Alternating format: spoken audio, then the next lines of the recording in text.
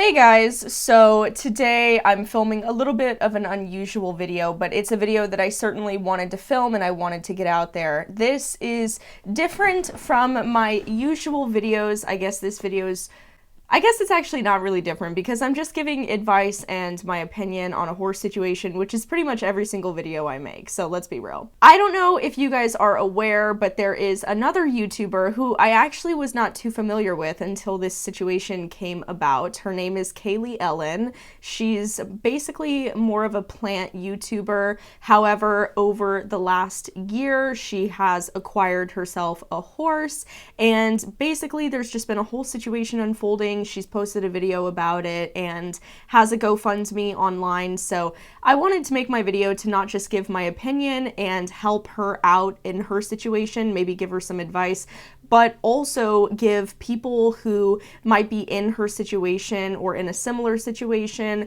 or people who might find themselves in a situation like this at some point in the future. That way they have a video to kind of know what to do, essentially, because I have been in a situation like this and I can speak from personal experience. Now, I'm just gonna be summarizing her situation and her story. If you guys want to go and watch her video, I believe it's 40 something minutes long. You can also go to her GoFundMe, but I would like to kind of read her GoFundMe and summarize her video because I did watch the entire video this morning, which I will show clips of. So Kaylee's horse, his name is Bobby, and the GoFundMe is pretty interesting. So to start off, it says, "Hi, my name is Kaylee and I'm the current owner of Bobby, now nearly a 14-year-old pony. I bought him in late October 2021 under a different name as a forever pony and a best friend, suitable for my current ability as a novice rider, but able to grow with me over the years. It turns out he appears to have been physically abused and he is challenging for me to work with. I'm opening this GoFundMe with the hopes of giving Bobby the future he deserves with an understanding and experienced owner. I met Augie in late 2021, which is the name that he was sold under.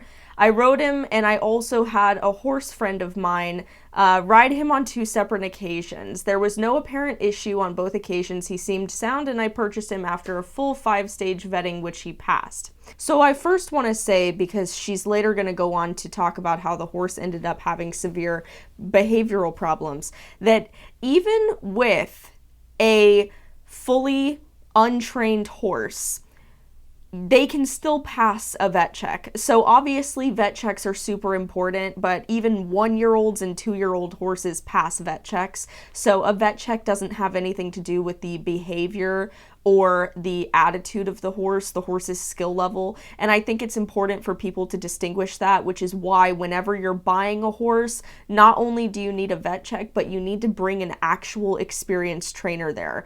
A trainer who knows how to push a horse's buttons and really see what they know and what they don't know, or if the horse has any triggers or not. There are trainers that you can pay that are all over the place that will go with you, but a lot of people don't know that. He came to my livery, which is her boarding facility, on November 3rd. This was a full boarding position, and I'm a novice horse owner and wanted to make sure he was properly cared for while I learned the ropes of horse care. My chosen livery specializes in the rehabilitation of horses that have been injured or suffer from conditions such as laminitis, in addition to the horses that need improvement on their strength and fitness, as there is an excellent swimming pool. The local vet comes to the livery once a month and gives all the horses checkups. This is the perfect place for a novice horse owner. I could go on forever about how great it is, blah, blah, blah. It has become very apparent shortly after I received him that the previous owner had hidden a lot of his aggressive behaviors from the prior sale, particularly in his stable. I did not see him in his stable when I arrived, and the previous owners had him tied up outside, just outside his stable, eating hay. It turns out that he is very aggressive in his stable, will lunge, bite, has many occasions pinned the staff members in the corner of the stable. When they skip out on him, he's reared up. He's also bitten staff. Basically, she continues to go and talk about his aggressive behavior in the stables and how she's an inexperienced person who doesn't know how to deal with his aggressive behavior. Usually when you see horses that are this aggressive, especially in a stall, which is their space, It usually stems from abuse, or it could stem from a horse that has not been properly handled or trained. It could also stem from a horse that might have some sort of neurological issues. It could also stem from a horse that just was potentially orphaned. I say that lightly because I think a lot of orphans are dealt with relatively well, but some orphans are not taught manners, especially by other horses, which is super important if you have an orphan. So we just don't know. I think it is a little unfair, and she says that she has additional evidence, so I don't know the full picture. I'm not there. I don't know. I believe her that the horse most likely probably was abused. I can't look at his behavior to assess it myself, but I would tend to believe her that yes, he was probably abused and it wasn't any of the other options. However, you can't necessarily pin that on the previous owners, although it is really suspicious that he was already tied up when she went to go meet him at the facility that she purchased him from, etc., etc. Unfortunately, he had a few bad behaviors under saddle that a novice like me can't handle. Again, that's a reason why you bring a trainer along when you're assessing them during the riding portion. He can drop his shoulder and bolt without proper contact. So this was something she talked a lot about in her video as well, is that he's a very flighty horse.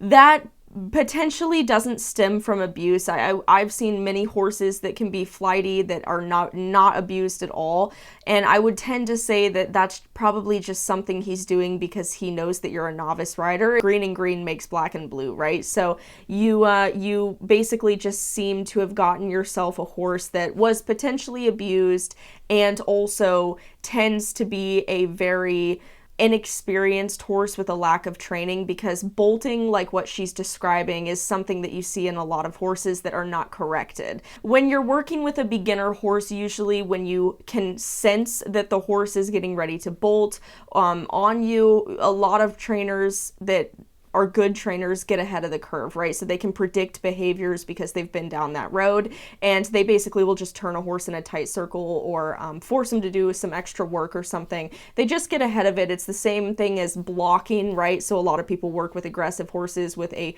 blocking training method, which basically just gets ahead of the horse and prevents them ahead of time from developing any or acting out any aggressive behaviors. And a lot of these training methods are super complex. I know I'm kind of glossing over them. However, she's not an experienced rider, and she obviously was sold a horse that is way too advanced for her / has some behavioral problems. Doesn't mean that he's a bad horse. It just means that she's too novice for him, essentially. And that's kind of what she goes on to talk about, is that she tried to ask the previous owner to take him back, which they refused. They sold the horse to her for $13,000, and she has basically since been in a litigation with the previous owner and is suing the previous owner of the horse for essentially selling her a horse under false pretenses, right? So she feels like she was scammed and she was duped into buying a horse that is just way too green for her and that she can't handle. And 13 grand is a lot of money to blow on a horse that you can't manage yourself. You know, if this was you, it was your horse, and, you know, what would you do? She said, well, at the very least, I would do this appointment and have this, you know, professional look at the horse and give you their opinion, at the very least, so you can decide what you want to do. Because obviously you could sell the horse, drop the case, and move on that way. You could sell the horse, reconfigure the claim a little bit, and keep fighting, or you can keep things exactly as they are and keep fighting. I came to the conclusion that it's probably not the best thing for this poor pony to just be stuck with. Other than being out in the field and in the stable, there's no real stimulation. It's not really the life I want for him. I feel like the kind of horse he is and the kind of mistrust he's placed in people, I think he could really, he could really have an owner that could enrich him and he could build trust with. He's not getting that, and he hasn't had that in a year. He's had essentially turn out for a year. What they like to say in the horse world is turn him away for a year, which basically means stick him in a field and forget about him and see if he gets over it, which he has not done that for the record. That's kind of a summary of the situation, a rough summary. You guys can go read her GoFundMe to see the full details. You can also go and watch her video. Essentially, where she's at right now is she's trying to put her horse into a full-time training program. She doesn't know if she's going to keep him or sell him, and she's also trying to continue litigation with the previous owners, who she thinks are just dragging this out in court, and it's costing her a lot of money that she doesn't have. So she's starting a GoFundMe to raise money for the situation and to put her horse into training. So I want to give my opinion on this because she's a longtime watcher of my channel, and I want to help her out, and I also want to help out anybody else in this situation. This is why I tell people that you shouldn't get a horse until you are an experienced enough rider to where you know that this is something you want to do for the rest of your life. You have the training available to handle any horse that you decide to get, and that you know exactly what you're looking for. Because all too often you see people who are novice riders or even intermediate riders that don't really know what they want. They don't have a lot of experience in the horse world, and they go out and they get scammed into buying a horse that's been drugged, maybe given some promazine or something, and then the horse is really, really good for that particular introduction session, testing session. Potentially people even give horses nerve blocks if they're lame, just to make them look sound for the person who's coming to ride them and potentially buy them. A lot of people get scammed who don't know anything about horses or don't know a lot. They get scammed into buying horses for a super high price point from people who are drugging horses, or people who actually do have horses that have serious behavioral problems, but they're able to hide that to mask it for when they come out, because those people don't really know any better. And that's the reason why I tell people don't buy a horse unless you're an experienced rider and you know exactly what you want, and you know exactly what you're looking for, and you know exactly how much that horse should cost with that specific training. Because there are plenty of horse people that will screw you over like this, and they will sell you a horse for a lot of money when the horse is a total piece of shit. And I don't say that because I love animals, I value all animals, but I'm saying that training wise, this horse probably doesn't have a lot of experience at all. And I do believe her that he was potentially abused and that he does have issues. So I totally get it, and I have a lot of sympathy for her. She's obviously a victim of this situation, and I think that that's really, really horrible. But I want to talk about what she should do. If you get into a situation like this where you are essentially duped into buying a horse that is not what is advertised, there's a lot of things that people can do, but there's certain things that I believe that people should do, right? So firstly, this is a horse that is way too advanced for her. And I think we need to talk about the horse first, because he's also a victim in this situation. It's not the horse's fault that he is the way he is. And I think that's important to point out. Horses are not born bad, okay? All horses can be worked with and can be managed. This horse is the way he is because people failed him along the way at some point in his life, okay? But the problem is Kaylee is not advanced enough to handle this horse. If anything, she's just going to end up getting hurt, and he's way, way, way too much for her. And I think the best thing for her to do would be, honestly, to cut her losses, sell him at a loss to somebody who's a good person and who's a good trainer, and somebody who wants to have a project horse who knows what they're doing.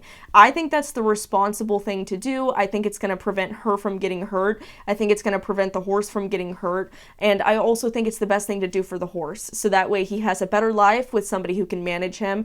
And I know that that sounds harsh, but horses have a really good memory. This horse has been with Kaylee for a year and knows that she is afraid of him. That's not going to go away. The horse is always going to know that she's slightly afraid of him, and she's probably always going to be slightly afraid of him, even if he goes and gets fully trained. So it's just not a good situation. I think the best thing for both of them would be for the horse to be rehomed to somebody who can manage him and take care of him, and somebody who wants a project. Furthermore, talking about the litigation situation, situation. So a lot of people want her to continue fighting the case with this lady that she bought the horse from. And I get it. A lot of people want revenge. I love a good revenge story. I get it. I totally understand. However, I'm not fully aware with the UK law system or court system. I am familiar with the US's court system, as you guys know. We all know this. I've dealt with many court cases in the United States, and I'm just being honest. You can't win a case like this because it's almost impossible, and I don't know all the evidence that she has, but it's almost impossible to prove that the previous owner knew that the horse was abused or had behavioral issues, even if they did know. So it's really, really hard, and even if you are able to prove it, the other owner can drag the court case out for years and cost you thousands of dollars. You're going to end up spending more money than what you're even going to end up making in the court case anyway, just to prove that you're right. And at that point, it kind of just becomes an ego battle because the lady who sold the horse to her knows that she's wrong. And all she's doing is she's just backing herself into a corner and she's choosing to die on a hill. So you honestly don't want to die on that hill with her because she's just willing to drag it out and cost you a lot of money. So my personal opinion is I would stop the lawsuit and I would just publicly out her. I would make a video because, I mean, for fuck's sake, what is she gonna do? Sue you? You guys are already suing each other, so who cares? You have free speech laws as well. So this is a situation that happened to you that you have proof of. You have every right to share your opinion of it online, okay? So I just personally, if I was in this situation, would just publicly bash her. I would publicly out her as a bad horse person and tell people to never buy horses from her ever again because she's scamming people. It's just like what Matt did in his video where that woman that he went to buy a horse from was trying to scam the horse onto people. You have every right to publicly out somebody if they wronged you. That's honestly a better revenge situation than suing her because public embarrassment is worse, in my opinion. So I just think save your time, save your money, drop the lawsuit. It's a waste of time and money, just being honest. Focus on your life, focus on building your home and finishing it up, and focus on your YouTube channel. And I would honestly take the GoFundMe money because she's raised a pretty good amount. She's almost raised $13,000.